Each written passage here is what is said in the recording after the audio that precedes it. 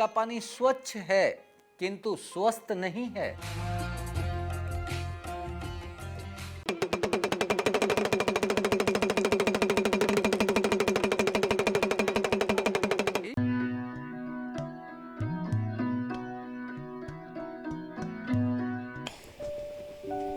इस समय मैं आपको एक ऐसे इंसान से परिचय कराने वाला हूं जिसने के मुक्ति यंत्र का जो है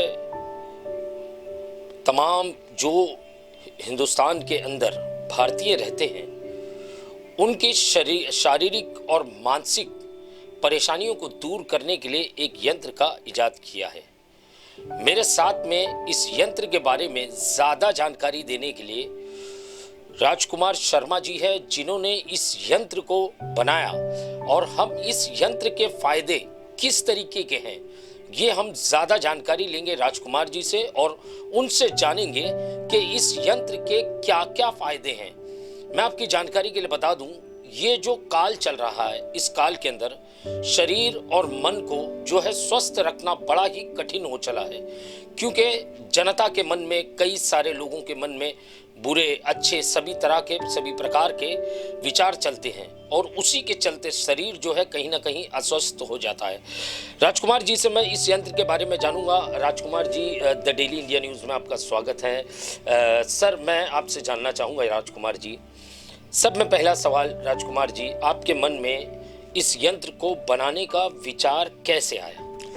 देखिए, अभी फिलहाल जो समय चल रहा है वो घोर कलयुग का चल रहा है। तो मैंने दिमाग में सोचा कि जब सृष्टि के शुरुआत में हम ऋषि थे और आज हम इतने दुखी और रोगी कैसे हो गए। जब ऋषि थे तब सतयुग का समय था, तब हमें झूठ बोलने का भी ज्ञान नहीं था कि भी झूठ कैसे बोली जाती है। अब अगर ऋषियों को देखा मैंने तो सुखी और निरोगी जीवन जीते थे। तो जब इसके ऊपर अध्ययन किया गहराई से तो मैंने जाना कि विज्ञान के पास तो कुछ भी नहीं है देने के लिए। विज्ञान के पास तो कुछ भी नहीं है देने के लिए, क्योंकि माइंड एक स्टेटमेंट में तो माइंड बोलता है कि mind is an activity of brain, मतलब विज्ञान बोलता है मन एक क्रिया है, और एक स्टेटमेंट में बोलता है mind is a mental organ. एक स्टेटमेंट में ऑर्गन बता रहा है, मतलब विज्ञान को भी ये नहीं बताना कि माइंड ऑर्गन है कि एक्टिविटी होता क्या है क्या भाई ऑर्गन है या एक्टिविटी है, क्या है उसको पता ही नहीं है माइंड क्या है। तो मैंने थोड़ा अध्ययन किया, फिर वेद की तरफ आया मैं, तो यजुर्वेद में माइंड का पूरा डिस्क्रिप्शन मिला मुझे कि प्रत्येक मानव मन संकल्पित होता है सृष्टि के कल्याण के लिए। Each and every human mind is oathful for growth and progress of nature, but nobody is having the knowledge of his respective oath. मुझे पता चला जब हम ऋषि थे तो हम संकल्पित जीवन व्यापन करते थे। आज संकल्प का ज्ञान ही नहीं है किसी को। पर्पस ऑफ क्रिएशन, ये तो जरूरी है ना कि भी हम किस लिए, परमात्मा ने सबको बोला हुआ है कि भी ये तू ये काम करना, तू ये काम करना, सबको काम दे के भेजा है यहाँ, लेकिन अपने काम का किसी को ज्ञान ही नहीं है। तो वो ज्ञान तो पहले लेना चाहिए इंसान को। तो फिर इन सब चीजों का अध्ययन किया कि भी सतयुग में और कलयुग में ये डिफरेंसेस क्यों आए। तो खान पान की तरफ मैंने देखा कि सतयुग में हमारा खान पान कैसा था, कलयुग में कैसा हो गया। खान पान को देखते हैं, सतयुग में प्योर सात्विक जीवन था, मनुष्य का सात्विक आहार खाता था। अब मन के ऊपर जो है वो पानी का गहरा असर इसलिए होता है क्योंकि हमारे शरीर में 70% से ऊपर पानी है। हमारे शरीर में 70%, अबाउट 70% पानी है हमारे शरीर में। तो पानी जो है, अभी हम आरओ और यूवी करते हैं, आरओ और यूवी से मॉलिक्यूलर स्ट्रक्चर पानी का खराब हो जाता है, उसकी प्रॉपर्टीज खराब हो जाती है। पानी साफ और स्वच्छ तो हो जाता है लेकिन हेल्दी और एनर्जेटिक नहीं रहता, क्षमता खत्म हो जाती है, सेहतमंद और ऊर्जावान नहीं रहता पानी बिल्कुल। तो हमें चाहिए सेहतमंद हो हमारा पानी पीने का और ऊर्जावान हो। तो ये यंत्र का इजाद किया मैंने, जिसमें एक वैदिक मंत्रों की परफेक्ट फ्रीक्वेंसी के साथ हमने इसमें ये संकलित किए हैं। जैसे किसी भी वेद मंत्र को आप अगर उच्चारण करते हैं तो उसकी फ्रीक्वेंसी परफेक्ट होनी चाहिए, उसका वाइब्रेशन परफेक्ट होना चाहिए, क्योंकि हमारा जो ब्रह्मांड बना हुआ है जियोमेट्रिक लाइट और स्ट्रिंग वाइब्रेशन से बना हुआ है। तो वाइब्रेशंस का बहुत भारी असर होता है इसके ऊपर ब्रह्मांड में। और जब हम इन मंत्रों का उच्चारण करते हैं तो हमारे मस्तिष्क में संकल्प का ज्ञान उत्पन्न होता है कि हम किस लिए आए इस ब्रह्मांड में।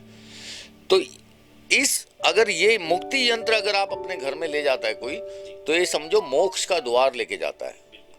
मनुष्य को मोक्ष तभी मिलता है जब वो अपना संकल्प पूरा कर लेता है।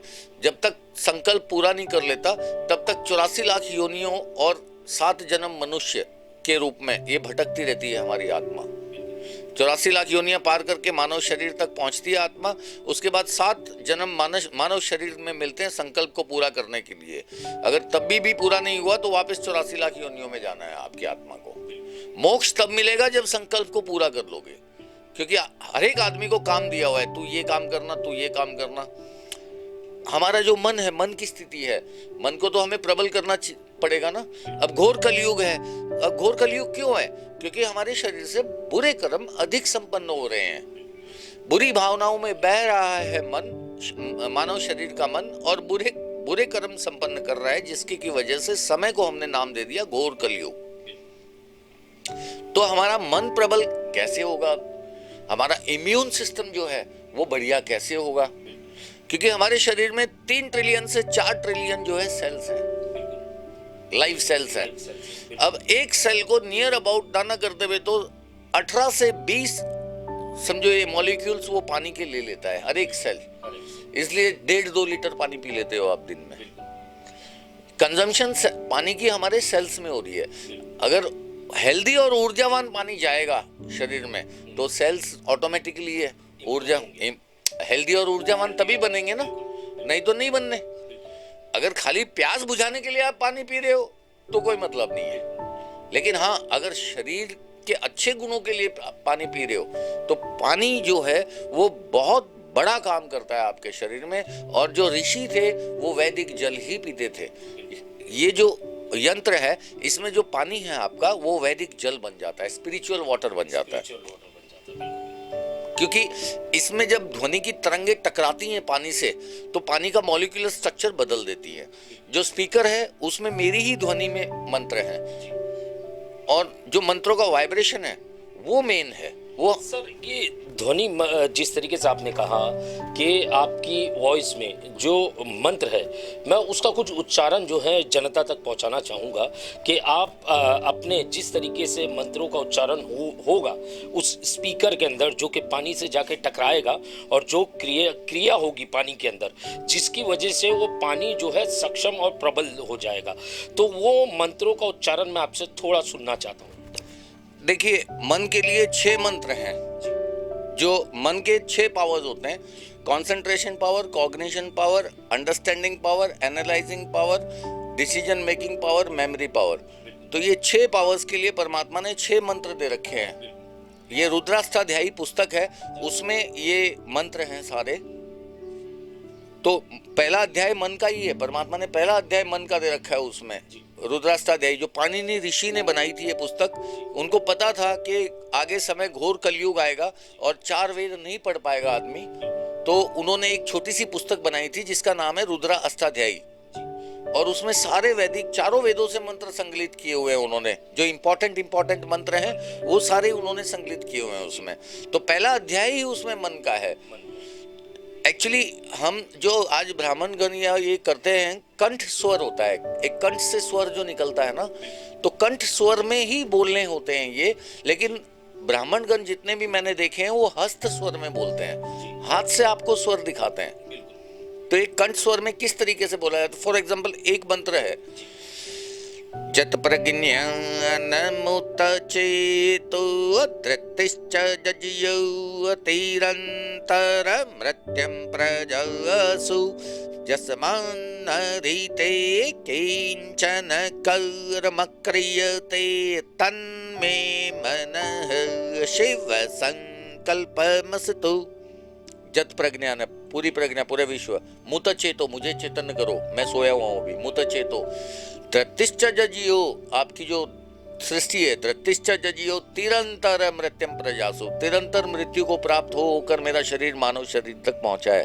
तिरंतर मेरी आत्मा मानव शरीर तक पहुंची है। तिरंतर मृत्युम प्रजासु जसमान न रीते, वो कौन सा? जसमान न रीते किंचन कर्म, बिल्कुल साफ सुथरा सुंदर कर्म, मक्रियते मुझे करना है, तन में मन है, मेरे तन में ऐसा मन बनाओ, मैं शिव संकल्पमस्तु, मैं परमात्मा शिव से मैं जानता हूँ, परमात्मा शिव से मैं संकल्पित हूँ। सर जिस तरीके से आपने अभी पढ़ा तो एक वेब जो है वो एहसास हो रही थी, एक जैसे आपने पानी पे कहा मैं आपके करीब बैठा हूँ और मुझको वो फीलिंग्स आ रही थी, वो एहसास हो रहा था मंत्र सुनने के बाद में। तो सर ये जो चारों मंत्र हैं वो उस यंत्र के साथ में होंगे और यंत्र किस तरीके से क्रिया करेगा और पानी किस तरीके से उसका बेहतरीन होगा, उसके बारे में बताइए। देखिए, इसमें जो अगर बात करते हैं तो इसमें पूरी रुद्राष्टाध्यायी मेरी आवाज में है। इसी तरीके से मंत्र हैं, सारे जितने भी मंत्र हैं इसी तरीके की, इसी उसमें तरंग में है, इसी फ्रीक्वेंसी में हमने रिकॉर्ड किए हैं। और ये ध्वनि की तरंगे जब इससे वाटर मॉलिक्यूल से टकराती हैं, ऊपर जलेरी है, जलेरी में आप अपना साफ और स्वच्छ जो पानी है वो जलेरी में डाल दीजिए और इसको चालू कर दीजिए स्पीकर को। पानी शिवलिंग से होता हुआ नीचे के लोटे में इकट्ठा हो जाता है सारा। तो जो नीचे का लोटा है वो अभिमंत्रित जल होता है, उसको हम वैदिक जल बोलेंगे, साधारण जल नहीं बोलेंगे, क्योंकि वो अभिमंत्रित हो चुका। जब स्पीकर चलेंगे, स्पीकर चलेगा, स्पीकर में पूरी रुद्राष्टाध्यायी पुस्तक के मंत्र हैं, तकरीबन 350 मंत्र हैं ये। तो सर ये कितना समय लेगा ये पूरा मंत्र जो है, और क्या समय सीमा होगी उस यंत्र के जो पानी जो डाला जाएगा, पानी नीचे यंत्रों के जो मंत्रों का उच्चारण खत्म होते होते कितना समय सीमा लगेगी? ये 1-1.5 घंटे का प्रोसेस है, नियर अबाउट 1-1.5 घंटे में आपको 1.5-2 लीटर पानी तैयार हो जाएगा आपका पीने के लिए। और ऐसा भी कर सकते हैं जो आपका मटका है घर में 5 लीटर का 7 लीटर का जो भी मटका है, ये 1-1.5 लीटर पानी सारा उस मटके में डाल लीजिए, सारे अवगुण गुण उस मटके में चले जाएंगे।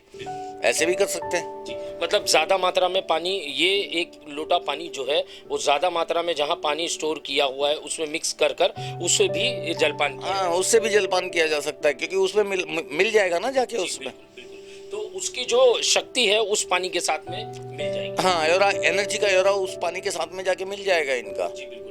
सर मैं अगर ये जानना चाहूँ, जिस तरीके से आपने शुरुआत में कहा था सतयुग और कलयुग, ये जो 2 दौर है इसके बीच का जो लकीर है ये क्या काम कर रही है, और क्या सतयुग और कलयुग के बीच में क्या ऐसा अंतर आ चुका है जिससे कि इंसान जो है प्रदूषित हो चुका है, उसका मन और उसका शरीर?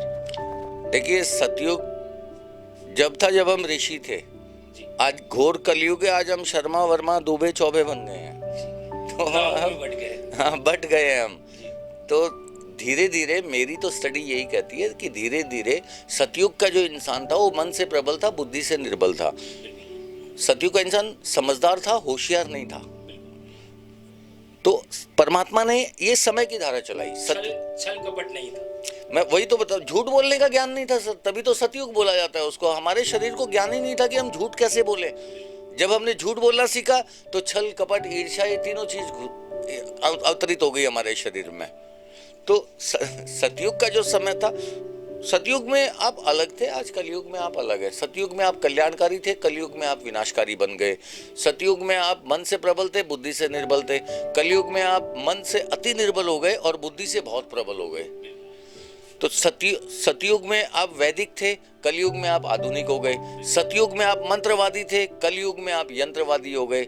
सतयुग में आप योगी जीवन जीते थे, कलयुग में आप भोगी जीवन जी रहे हो। बहुत अंतर आ गए, बहुत अंतर आ गए सर। अब ये अंतर आने की मेन वजह जो हुई है वो वैदिक मंत्रों से दूर होता गया धीरे धीरे धीरे धीरे इंसान।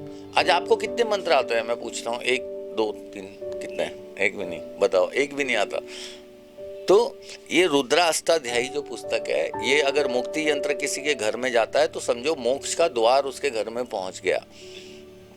अब डेली पानी बनाएंगे आप, डेली ये मंत्र बजेंगे, डेली आप गुनगुनाएंगे, सीख जाएंगे इनको। इसी स्वर में आप भी गाएंगे, जो ये स्वर आएगा इसी स्वर में आप भी गाना सीख जाएंगे धीरे धीरे। भले वो 3 महीने लगे, 6 महीने लगे, साल लगे, 2 साल लगे, मैं ये नहीं बोलता कितना टाइम लगेगा। अगर वो आपकी रुचि के ऊपर डिपेंड है कि सीखना चाहते हैं तो जल्दी। और मैं तो कहता हूँ अगर सुखी और निरोगी जीवन जीना चाहते हैं तो आपको 6 मंत्र मन के और 21-22 मंत्र हैं पुरुष सूक्त के, वो आने ही चाहिए। क्योंकि शरीर में अगर निरोगी जीवन जीना है तो, क्योंकि शरीर में विज्ञान ने जैसे मन के बारे में नहीं पता विज्ञान को, वैसे ही विज्ञान को ऊर्जा संचार प्रणाली के बारे में कुछ भी नहीं पता शरीर की। एनर्जी फ्लो सिस्टम डॉक्टर्स ने पढ़ा ही नहीं है। किसी भी डॉक्टर को नाड़ियों के बारे में नहीं पढ़ाया जाता, ईड़ा पिंगला सुषमना इन नाड़ियों के बारे में नहीं पढ़ाया जाता। और विज्ञान जो है सर, विज्ञान का स्तर जो है, विज्ञान का स्तर आगे नहीं है। विज्ञान का जो स्तर है सोच का, विज्ञान उसी चीज में भरोसा करेगा जो चीज उसे दिखाई देगी। अब जो चीज दिखाई नहीं देगी उस पर भरोसा नहीं करेगा। अब आत्मा को विज्ञान नहीं मानता, मन को तो मानना उसकी मजबूरी है, लेकिन उसको यही नहीं पता कि भी मन एक क्रिया है या एक अंग है।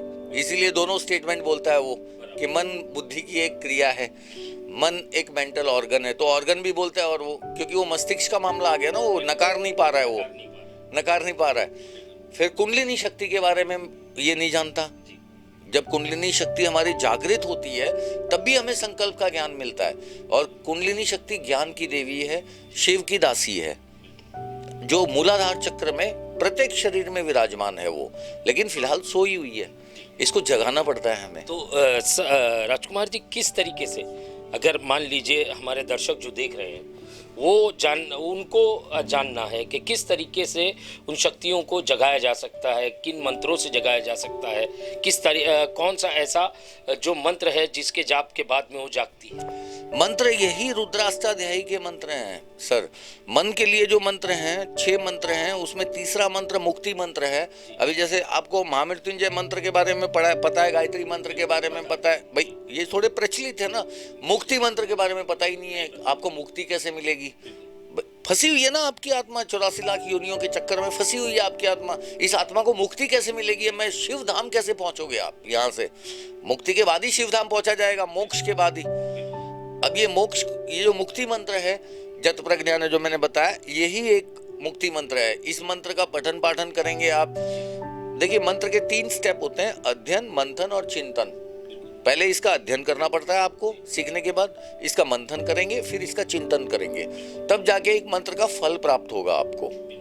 तो अब वैसे ही संस्कृत भाषा पूर्ण भाषा है, वैदिक संस्कृत भाषा पूर्ण भाषा है। बाकी जितनी भी भाषाएं हैं उनमें ध्वनियां कटी हुई हैं। जैसे हिंदी में बोल दिया मन, संस्कृत में बोलेंगे आप म भी पूरा, न भी पूरा, आपका चक्र पूरा घूमता है। ध्वनि की तरंग आपके गले से नहीं निकलती। ये आप विज्ञान की सोच गलत है कि भी ध्वनि की तरंग गले से निकलती है। ये विज्ञान यहाँ प्रॉब्लम में है। ध्वनि की तरंग चक्र से निकलती है, और 56 चक्र हैं हमारे शरीर में, जैसे मूलाधार चक्र, स्वाधिष्ठान चक्र, मणिपुर चक्र, अनाहत चक्र, विशुद्धि चक्र, आज्ञा चक्र और सहस्त्रधारा चक्र। अब इन चक्रों में ये ऊर्जा चक्र हैं जिनका नाम लिया मैंने। यहाँ पर ध्वनि तरंग पैदा करने के लिए चक्र हैं जो 56 मेटल से बने हुए, अलग अलग धातुओं से बने हुए, घूमने पर अलग अलग तरंग पैदा करते हैं वो। और एक चक्र से 1200 से 1300 नाड़ियां जुड़ी हुई हैं जो आगे चल के अंगों में फैली हुई हैं। जब चक्र से तरंग पैदा होती है वही गले तक आती है, गले में इसको स्वर की प्राप्ति होती है और इस तरंग का फैलाव होता है और व्याकरण मुख देता है, तब जाके एक अक्षर की ध्वनि बाहर निकलती है, तब जाके एक अक्षर की ध्वनि बाहर निकलती है। तो जब हम जप योग करते हैं, जब हम ऋषि थे तब हम जप योग करते थे, वैदिक मंत्रों का पठन पाठन करते हैं, तो ये चक्र अलग अलग घूमते हैं। जब घूमते हैं तो नाड़ियां मोटी हो जाती हैं हमारी। 40 की उम्र के बाद हमारी नाड़ियां सिकुड़ना शुरू करती है, और जैसे ही नाड़ियां सिकुड़ती हैं वैसे ऊर्जा का संचार कम हो जाता है शरीर में, और जैसे ही ऊर्जा का संचार कम हो जाता है ऑर्गन उल्टा सीधा काम करने लगता है, जिससे हम बीमारी का नाम दे देते हैं। जिसका कोई कैंसर बोल दिया किसी बीमारी को, किसी को हमने डायबिटीज बोल दिया, हाइपरटेंशन, ये दुनिया भर की बीमारियां जितनी हमने। Medical science works on the symptoms of the disease but not on the cause of any disease. विज्ञान जो है वो लक्षणों पे काम करता है, कारण पे काम नहीं करता। इसलिए विज्ञान आपको आराम दे देगा एक बार, लेकिन जड़ से बीमारी को खत्म नहीं कर पाएगा।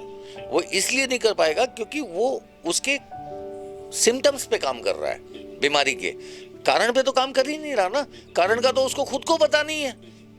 नाड़ी सिस्टम, कारण क्या है? नाड़ी सिस्टम अगर पढ़ा होता उन्होंने, सूक्ष्म शरीर, जब आप जिंदा हैं, आप स्थूल शरीर के साथ साथ एक सूक्ष्म शरीर भी है आपके शरीर में। अब सूक्ष्म शरीर को विज्ञान ने पढ़ा नहीं है, क्योंकि वो सूक्ष्म है, उसको उसके बारे में उसको कोई ज्ञान ही नहीं है विज्ञान को।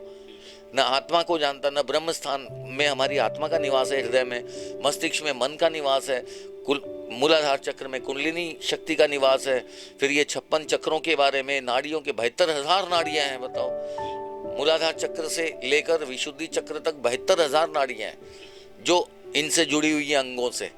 तो इस प्रकार जुड़ी हुई है चक्रों के माध्यम से। और पहले का सतयुग में हम इनका उच्चारण करते थे तो ऊर्जा संचार प्रणाली बढ़िया थी, शरीर की एनर्जी फ्लो सिस्टम अगर बढ़िया होगा, आप भोजन भी खाएंगे, भोजन से ही ऊर्जा बनती है, कुछ भी खाते हो सबसे पहले पेट में जाता है। शरीर रक्त के माध्यम से तत्व खींचता है, वो तत्व हृदय में लाए जाते हैं, हृदय में आत्मा नाम की ज्योति में पकाए जाते हैं, पकने से ऊर्जा का निर्माण होता है। ऊर्जा कुंडलिनी शक्ति मूलाधार चक्र में लेती रहती है, खींचती रहती है, जो तत्वों से ऊर्जा पैदा होती है।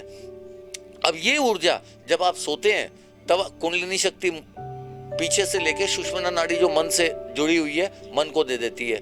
मन इस ऊर्जा को फिर नष्ट कर देता है कर्म करके, फिर थक जाते हो, फिर सो जाते हो, ये साइकिल चलती है। और हृदय से जले हुए तत्व जो हैं वो रक्त के माध्यम से मांस कोशिकाओं में पहुंचते हैं, जिससे मांस का निर्माण होता है। इसीलिए हम कहते हैं, इसीलिए हमारे इनमें वेदों में और सब जगह मांस का इसलिए वो है कि मांस में ऊर्जा का अभाव है, मांस में ऊर्जा नहीं है बिल्कुल भी। तो मांस खाना इंसान के लिए वर्जित है, इसलिए सात्विकता को ज्यादा वो किया गया। ये हमारे सब कुछ सनातन में है। सनातन एक व्यवस्था है जिससे प्रत्येक मनुष्य को, मैंने बताया ना, सतयुग में इंसान आध्यात्मिक था, आज कलयुग में हम रिलीजियस हो गए, धार्मिक हो गए। तो अध्यात्म की हमें एबीसीडी भी नहीं पता, अध्यात्म की हमें एबीसीडी भी नहीं पता।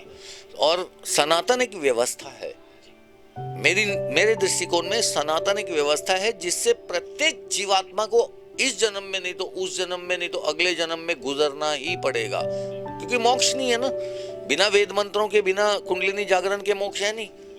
तो कुंडलिनी नहीं तो इस जन्म में नहीं जागृत करोगे, अगले में कर लोगे, उससे अगले में कर लोगे, क्योंकि आत्मा तो फंसी रहेगी ना, जब तक संकल्प पूरा नहीं होगा तब तक फंसी रहेगी, फंसना रहे उसको वहीं रहना है। और युगों से भाई साहब आत्माएं फंसी हुई है, युग के युग बीत चुके हैं। केवल सतयुग था, ऋषि थे, तब आती थी आत्मा, अपना काम करती थी और मोक्ष को चली जाती थी। आज जो है, आज कितनी पॉपुलेशन कितनी हो गई है हमारी पृथ्वी पे, मानव शरीरों की पॉपुलेशन कितनी है फिलहाल, तो आत्माएं फंसी हुई है ना, एग्जिट गेट बंद है, किसी को मालूम ही नहीं। तो मेन प्रॉब्लम वहाँ है। सर, अभी जिस तरीके से अभी आपने कहा, जैसे लोग इस समय में कई अन्य चीज़ों में उलझ गए हैं, अभी टेक्नोलॉजी आ चुकी है, मोबाइल फ़ोन है, सेल फोन्स हैं, कंप्यूटर्स हैं, लैपटॉप्स हैं, इन सारी चीज़ें, टीवी हैं, इंटरटेनमेंट के कई सारे अवसर बन चुके हैं, लोगों को अपने आप का समय जो है काटने के लिए काफ़ी सारे अवसर बन चुके हैं। पहले मैंने भी सुना है कि पहले के लोग कहते थे कि उस समय का 1 घंटा काटना आज के दौर का 1 दिन काटने जैसा था, और आज के दौर का 1 दिन वहाँ उस समय का, आज के दौर का 30 दिन उस समय का 24 घंटा होता था, इतना लंबा समय होता था। तो सर, आपको क्या लगता है कि समय सिकुड़ गया है, या तो लोग जो है उन सारी जो पुरानी चीज़ें हैं उनको छोड़कर जो है लोग फास्ट हो चुके हैं?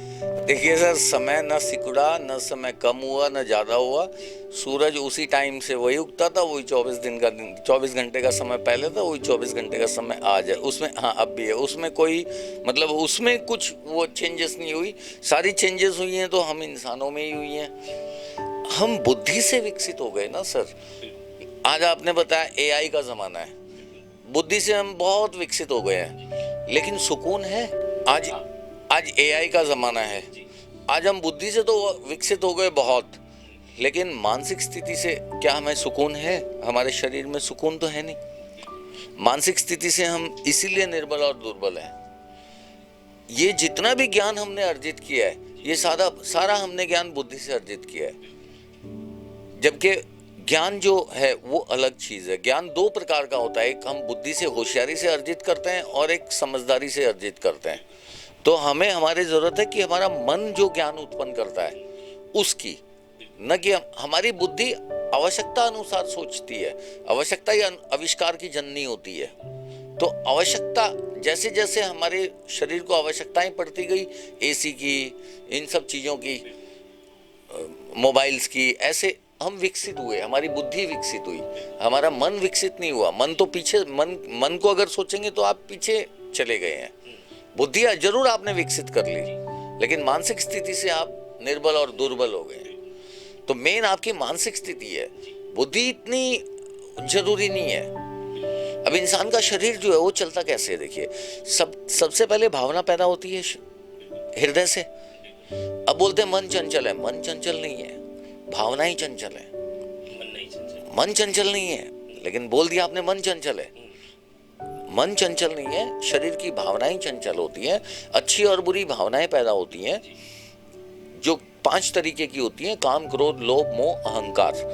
इन्हीं भावनाओं का मंथन मस्तिष्क में होता है, मन और बुद्धि में, और शरीर कर्म संपन्न करता है। चलता तो ऐसे ही है ना, ऐसे ही चलता ना। अब कोई भी कर्म करने से पहले हमारे शरीर में 2 विचार उत्पन्न होते हैं, करूं या ना करूं। एक बुद्धि की सोच हो गई, एक मन की समझ हो गई।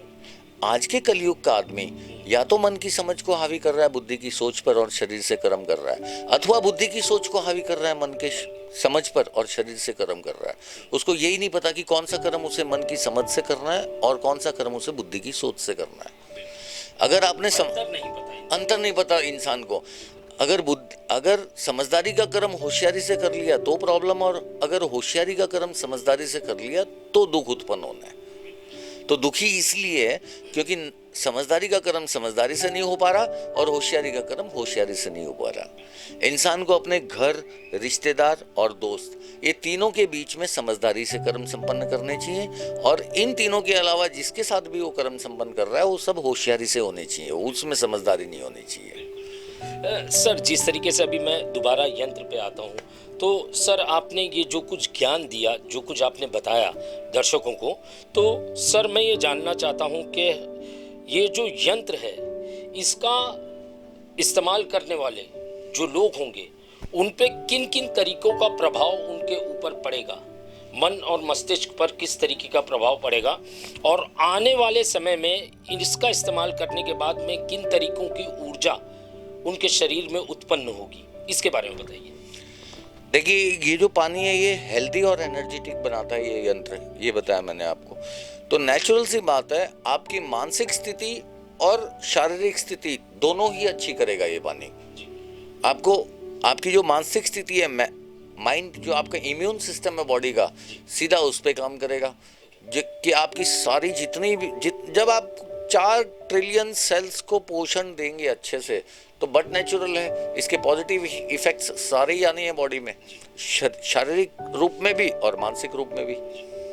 सर, जिस तरीके से मैं ये जानना चाहता हूँ, मार्केट्स में या एड्स में कई सारी ऐसी दवाइयाँ, कई सारे ऐसे प्रोटीन के चीज़ें दिखाई जाती हैं कि ये खाने से आपके शरीर में ये बदलाव आएंगे, ये आप इसका सेवन करो तो इस तरीके का बदलाव आएगा। कई सारे ऋषि मुनि जो ऐड दिखाते हैं वो बताते हैं कि हमारा ये च्यवनप्राश इस्तेमाल करो या इस तरीके की चीज़ें इस्तेमाल करो तो आप में ये शरीर में बदलाव आएंगे। तो सर, ये जो चीज़ें ये बताते हैं, क्या इससे सही मायने में शरीर में किसी किस्म के बदलाव आते हैं, या सिर्फ ये एक प्रचार प्रसार का और बिजनेस का एक ये बन चुका है?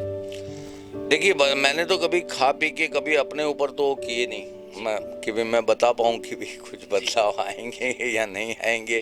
बाकी तो सारा प्रचार प्रसार है। देखिए, बाकी मेरे हिसाब से तो नेचुरल जितना खाएंगे आप, जितना प्रकृति के करीब रखेंगे आप अपने आप को, उतनी आपकी उम्र भी बढ़िया होगी, शरीर भी अच्छा होगा, मन भी स्वस्थ रहेगा। लेकिन हाँ, प्रकृति से जितना दूर हो गए आप, आज हम बहुत दूर हो गए प्रकृति से। आप मानिए, हमने 5 तत्वों को दूषित कर दिया है अभी फिलहाल। तो जब हम दूषित वातावरण में ही रह रहे हैं, और मेरे दृष्टिकोण में तो ये जो अभी धरती है फिलहाल, ये जीने के लिए अच्छी नहीं है, क्योंकि तत्व सारे दूषित हो चुके हैं। क्या जी के करोगे इसमें? इससे अच्छा अपना कर्म संपन्न करो और मोक्ष ले लो। ये 60-70 साल का सफर होता है बस। सर, एक चीज़ और, इस जल का जो है सेवन क्या कोई उम्र की समय सीमा है कि इस उम्र के लोग ही इस्तेमाल कर सकते हैं, या किसी भी उम्र के, चाहे छोटे बच्चे से, माँ की कोख से जन्मे बच्चे से लेकर जो बूढ़ों तक इस्तेमाल हो सकता है ये पानी? ये जब बच्चा जन्म लेता है वहां से लेके मृत्यु तक ये पानी यूज कर सकता है आदमी, इस जल का इस्तेमाल कर सकता है। स्कूल जाने वाले बच्चों का दिमाग और तेज होगा और बढ़िया होगा, वो अच्छे रिजल्ट्स देंगे आपको। दूसरा, पैरानॉर्मल एक्टिविटीज जो होती हैं, कई शरीरों में आता है ना, भूत आ गया, प्रेत आ गया, इस पानी का छिड़काव करो, देखो झटका तुरंत क्या आपको क्या असर नजर आता है सामने। पैरानॉर्मल की अगर मैं बात करूं सर, पैरानॉर्मल की आपने बात कही, पैरानॉर्मल एक्टिविटीज जिस तरीके से कई सारे परिवारों के अंदर ऐसा देखा जाता है कि किसी भी बच्ची के ऊपर या किसी युवक के ऊपर या किसी के ऊपर किसी तरीके का कुछ साया या किसी के दुष्कर्म या दुष्ट चीजें उसके शरीर पे हावी हो गई है, तो क्या सर इस जल के माध्यम से उसमें भी कहीं ना कहीं कुछ निपटारा? अरे सर, उसको ये पानी पिलाओ, देखो और असर देखो उसका तुरंत। ये पानी का छिटका मारो उस पे, छिड़क दो पानी उसके ऊपर, उसको नहला दो इस पानी से, फिर देखो तुरंत उसमें तुरंत की तुरंत आपको क्या बदलाव नजर आता है। एकदम अगर शांत न हो जाए तो पैरानॉर्मल है। देखो, चीजें इस ब्रह्मांड में ऐसी कोई चीज नहीं है जो नहीं है। अगर परमात्मा शिव का नाम है तो वो है, तभी नाम है। तो पैरानॉर्मल जो एक्टिविटीज होती है, भूत प्रेत, ये जो हम पितृ बोलते हैं, पितृ और प्रेत, ये एक योनि है जो मृत्यु के पश्चात हमारा सफर आत्मा का आगे भी रहता है। ऐसे नहीं है कि भी शारीरिक रूप में ही हमारी, अभी फिलहाल हम इंसान के रूप में है, हमारी आत्मा तो यहीं पे सफर खत्म हो गया। अगर फंसी रहेगी आत्मा तो आगे प्रेत और पितृ ये योनि भोग के फिर आत्मा 84 लाख योनियों में घूमती है। तो प्रेत और पितृ योनि तो है ऑलरेडी, वहां आत्मा का सफर 400-500 साल का गुजारना है आत्मा को मरने के बाद। सर, जिस तरीके से साइंस में भी देखा जाता है, अभी कई सारे ऐसे यंत्र बन चुके हैं जो पैरानॉर्मल एक्टिविटीज़ को जो कवर करते हैं, जो दर्शाते हैं कि हाँ यहाँ पे कुछ मैग्नेटिक फील्ड आ रही है, यहाँ पे कुछ पैरानॉर्मल एक्टिविटीज़ है। इस तरीके से साइंस ने भी इसको एक्सेप्ट किया है। चीज है तो साइंस क्यों नहीं एक्सेप्ट करेगा? जब चीज है तो साइंस एक्सेप्ट करेगा, उसको करना पड़ेगा। लेकिन हाँ, उसकी सोच और समझ के बाहर है, क्योंकि मृत्यु के जो हमारी आत्मा है, आत्मा तो ज्योतिर्बिंदु स्वरूप होती है ना, वो तो नजर आती नहीं है। वो कहाँ नजर आती है? क्योंकि हवा, जैसे हवा नजर नहीं आती वैसे आत्मा भी नजर नहीं आती, नहीं विज्ञान को, नहीं हमारे नेत्रों से। तो उसका स्वरूप ही बहुत छोटा है, बहुत एकदम माइन्यूट स्वरूप है, नजर आती नहीं है वो। और रुद्र वायुएं हैं जो आत्मा के साथ हमारे रुद्र वायु है। 5 प्रकार की प्राणवायु, 5 प्रकार की नागवायु, प्राण अपान समान उदान व्यान, नाग कुरुम कृकुल देवदत्त धनंजय, 10 प्रकार की वायुओं से घिरा हुआ है उसका शरीर। वो शरीर वायु से बना हुआ है, जैसे हमारा शरीर 5 तत्वों से बना हुआ है, जल थल वायु अग्नि आकाश, ऐसे ही आत्मा का जो शरीर है वो वायु तत्वों से बना हुआ है, इसलिए वो नजर नहीं आती हमें। नहीं तो हवा, ये जो हवा चलती है ये कैसे चलती है? कौन चलाता है इसको? इसको भी तो कोई ना कोई चलाता होगा ना हवा को। तो जब ये आत्माएं घूमती हैं तो हवाएं चलती हैं। सर, मैं ब्रह्मांड की अगर बात करूं कि ब्रह्मांड जिस तरीके से संतों की लिखी हुई किताबों में जिस तरीके से ब्रह्मांड को दर्शाया गया है, उस समय के किताबों में जब साइंस भी नहीं था, कुछ भी नहीं था, आज भी साइंस ब्रह्मांड के कई हिस्सों से अनछुआ है, अनजाना है, और उन सारी चीज़ों के बारे में जानकारी आज भी वैदिक जो पुस्तकें हैं उनमें लिखी हुई है। सर, आपको क्या लगता है कि जो इस समय की जो जनरेशन है, जो लोग हैं, इस समय के जो लोग हैं, वो ज्ञान से कहीं ना कहीं धर्म से या धार्मिक पुस्तकों से या मंत्रों से दूर हो चुके हैं, जिसकी वजह से वो रास्ता भटक चुके हैं और वो अपना नुकसान करवा रहे हैं? देखिए, ये जो ज्ञान है ये पहले तो ना उपकरण थे ना कुछ थे। जब ऋषि थे तब हमारे पास कुछ भी नहीं था, लेकिन फिर भी आज वो वही ज्ञान पुस्तकों में, विज्ञान के पास नहीं है लेकिन उन पुस्तकों में था। तो वो जो ज्ञान पैदा होता है वो यूनिवर्स से लिया था उन्होंने। मैंने बताया ना, ये जो यूनिवर्स है स्ट्रिंग वाइब्रेशन से बना हुआ है। स्ट्रिंग थियरी पढ़ेंगे आप, वाइब्रेशन की स्ट्रिंग थियरी पढ़ेंगे तो आपको पता चलेगा कि ब्रह्मांड में जो वाइब्रेशन है, ओम जो बोलते हैं ना, ओमकार माता शक्ति और परमात्मा शिव, ये दोनों के भोग से ज्योतिर्बिंदु आत्मा पैदा हुई और इन आत्माओं से फिर ये सृष्टि रची गई है। तो ये जो मैं बता रहा हूं आपको, कौन सा सवाल था? सवाल बता जी, ब्रह्मांड के बारे में। हाँ, ब्रह्मांड के बारे में एक ज्योतिर्बिंदु परमात्मा शिव से सर्वप्रथम आकाश उत्पन्न हुआ, आकाश से वायु उत्पन्न हुई, वायु से तेज उत्पन्न हुआ, तेज से जल और जल से पृथ्वी। ऐसे ये 5 तत्व उत्पन्न हुए हैं। लेकिन विज्ञान बिग बैंग थियरी को मानता है। अब कहीं ना कहीं तो हमसे कमी हुई, हम मंत्रों से दूर हुए, और जितना भी ज्ञान ऋषियों ने पैदा किया, ये परफेक्ट वाइब्रेशन, मैंने बताया ना वाइब्रेशन का खेल है। अगर आपकी फ्रीक्वेंसी परफेक्ट है, अब मंत्रों की, आपको मंत्रों का उच्चारण परफेक्टली करना है। सहस्त्र शीरेखय पुरुखय सहस्त्राक्षय सहस्त्रपत सर्वभूमिगुं सर्वतस्पतवत्यतिष्ठदशाङ्गुलं पुरुख एवेदगुं सर्वं यद्भूतं यच्च भव्यम्। इस तरीके से अगर फ्रीक्वेंसी पैदा करते हो, यूनिवर्स आपको ज्ञान देता है। यूनिवर्स, क्योंकि प्रत्येक अर्थ जो है हमें पता नहीं ना, और वैदिक मंत्रों का कोई अर्थ नहीं होता। ये आपके लिए अर्थ अलग है, मेरे लिए अर्थ अलग है, क्योंकि मेरे वाइब्रेशंस अलग हैं, आपकी आवाज अलग है, मेरी अलग। हर एक चीज कोडेड है, इवन अपना डीएनए भी कोडेड है, सब कुछ कोडेड है परमात्मा की सृष्टि में। हम छुप के भाग नहीं सकते कहीं से, हर एक चीज कोडेड है। तो ये हमारे ऋषियों ने इन मंत्रों का उच्चारण किया, ज्ञान लिया, और वही ज्ञान पुस्तकों में संकलित किया इन्होंने। सर राजकुमार जी, जिस तरीके से आपने कहा, उच्चारण जो है बहुत ज़्यादा मायने रखता है। ज्ञान का जो मंत्रों का उच्चारण है वो ज़्यादा मायने रखता है, क्योंकि मंत्र तो काफ़ी लोग पढ़ते हैं, मगर सही तरीके से सही फ्रीक्वेंसी, आपने फ्रीक्वेंसी की बात कही, क्योंकि हर चीज़ में फ्रीक्वेंसी का एक अहम रोल होता है, एक अहम किरदार होता है। तो जो फ्रीक्वेंसी की आपने बात कही, क्या उसी फ्रीक्वेंसी के साथ में आपके जो यंत्र है आपका, क्या वो उसी फ्रीक्वेंसी के आधार पर अपने आप को निर्धारित करता है? ये देखिए, साउंड वेव्स का असर पानी के ऊपर होता है, और साउंड वेव्स ही अगर गलत फ्रीक्वेंसी में होंगी तो पानी गलत ही बनेगा, अच्छा तो बनेगा नहीं। अब यही फ्रीक्वेंसी के ऊपर ही हमने ये इनको रिकॉर्ड किया है, इसी फ्रीक्वेंसी पे, ताकि ये वैदिक जल बन जाए। इनके ऊपर असर अच्छा और बेहतरीन हो पानी के कणों पे, और ये असर होने के बाद जो अब जो फ्रीक्वेंसी है, बिना फ्रीक्वेंसी के तो कुछ भी नहीं है ना। मेन तो वाइब्रेशन, और अब वेद में खाली स्वर और उच्चारण ही है, इसके अलावा तो वेद में कुछ नहीं है।